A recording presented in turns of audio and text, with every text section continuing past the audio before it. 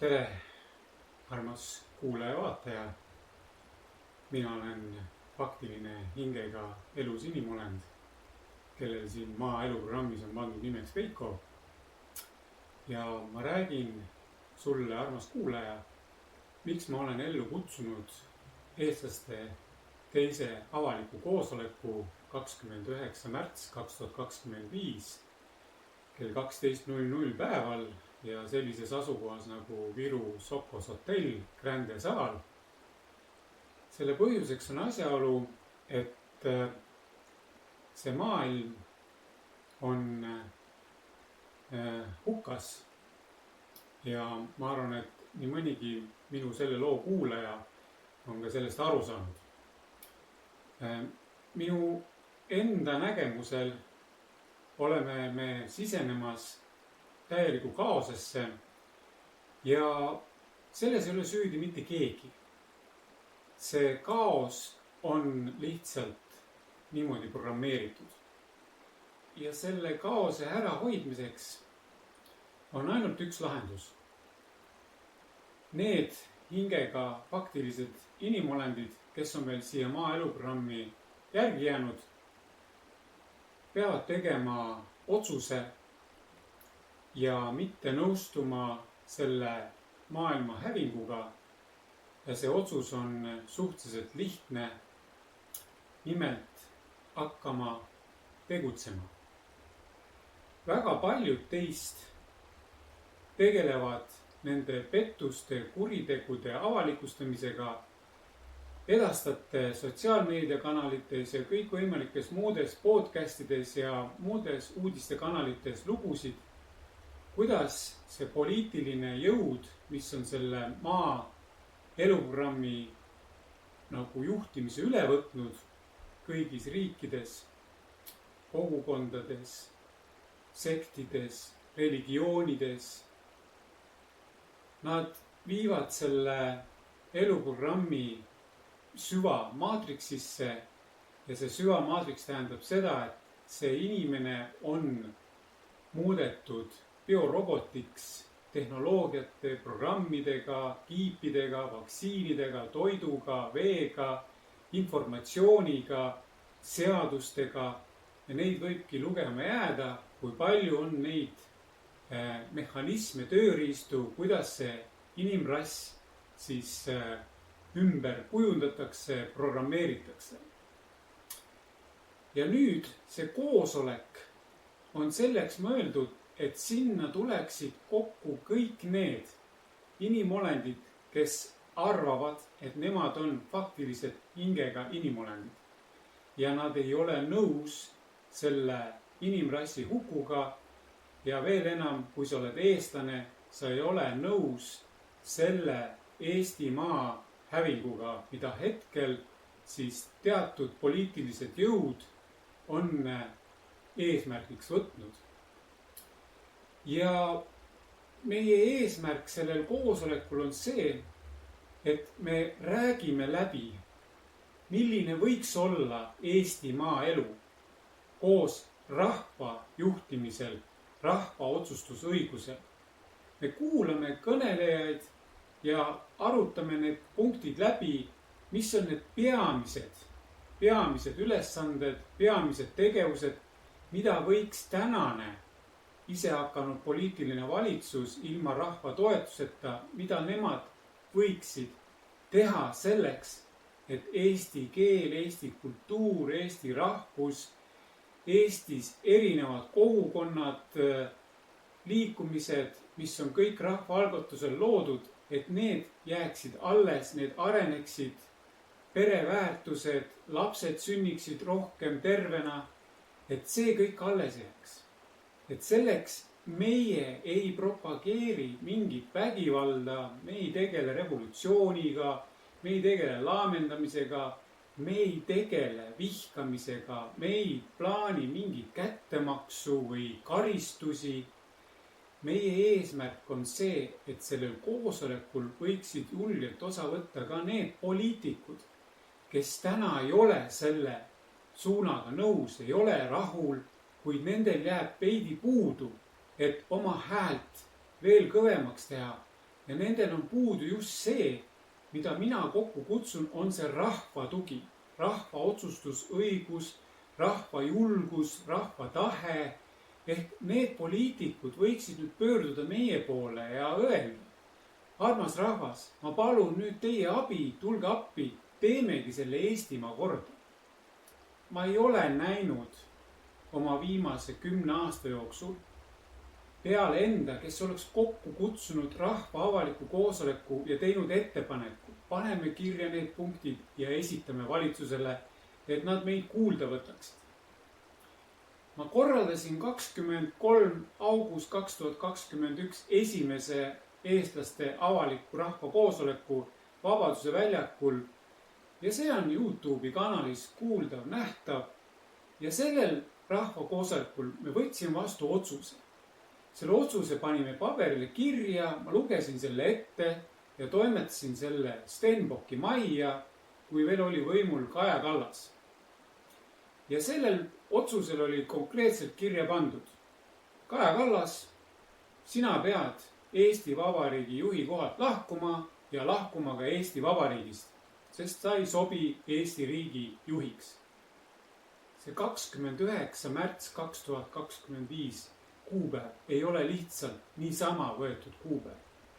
See on seotud kõigi nende ühisvälja energiate liikumisega sellel kuupäeval ja see on õigeim hetk ja parim hetk teha see rahva koosolek, et meie sõnum jõuaks õigesse kohta, et seda sõnumit võetakse kuulda ja nagu te olete kindlasti kuulnud, et õigel ajal, õiges kohas, õiges energias inimesed õiget tahet väljendades annab selle kõige õigema ja õiglasema tulemuse.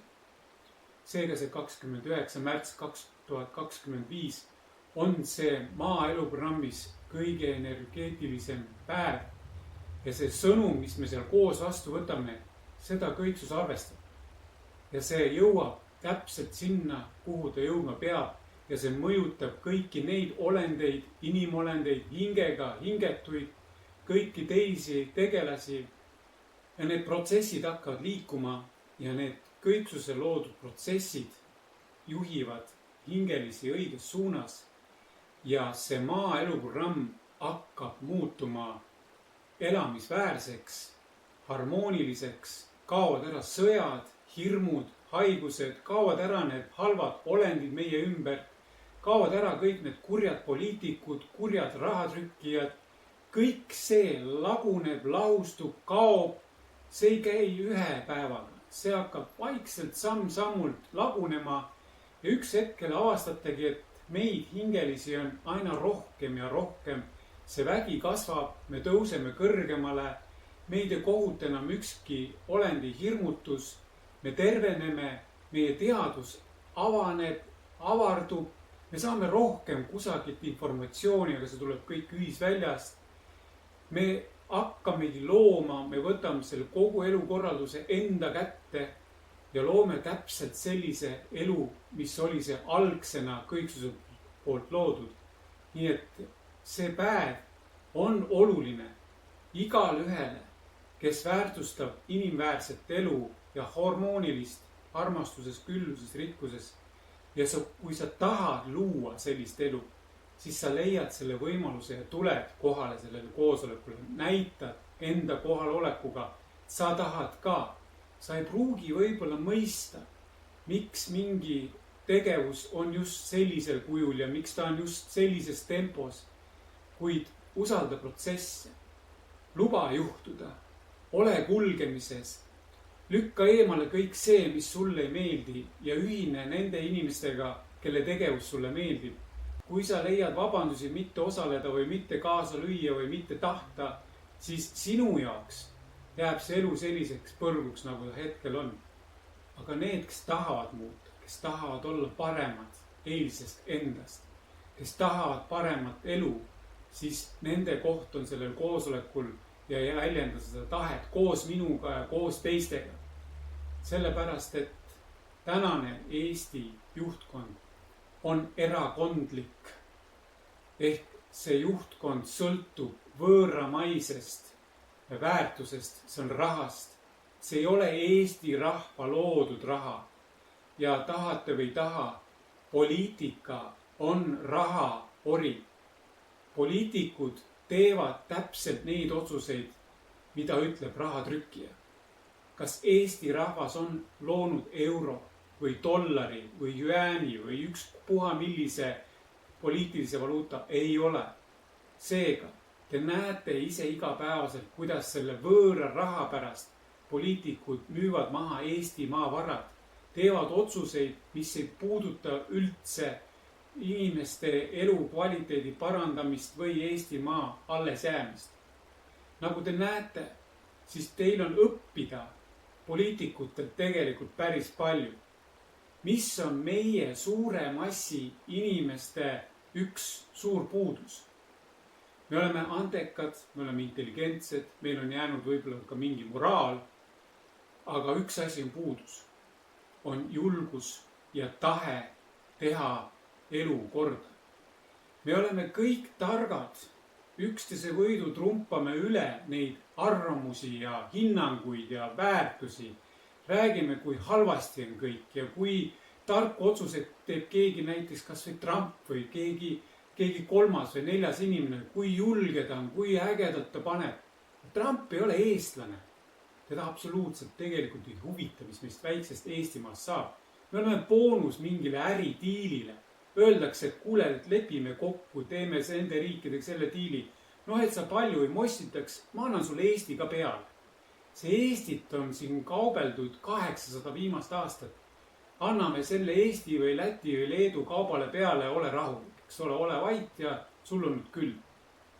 See peab lõppema.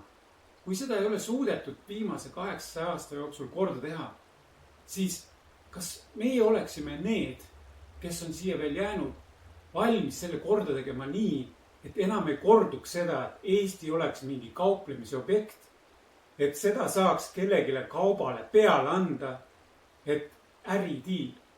Lõpetame ära selle äri, lõpetame ära nende fiktsioonide pettus, aktsiaselts Eesti Vabariik või aktsiaselts Ameerika või aktsiaselts Venemaa.